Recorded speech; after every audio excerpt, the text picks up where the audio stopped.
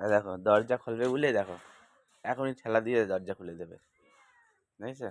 সকালবেলা এসেই অবশ্যই দেখো দরজায় হাত দিয়ে ঠেলবে।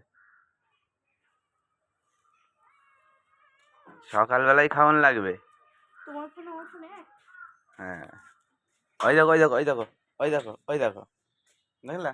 কিন্তু দরজা খুলতে পারছি না, দাঁড়িয়ে ছিল, ও খুলে দিল, তোমাকে হেল্প দেখছো করে। তো এখনই ঘরে যাই চিল্লামিলি শুরু করবে।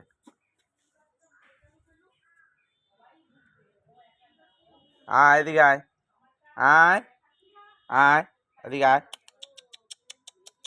এদিকে আয়, এদিকে আয়,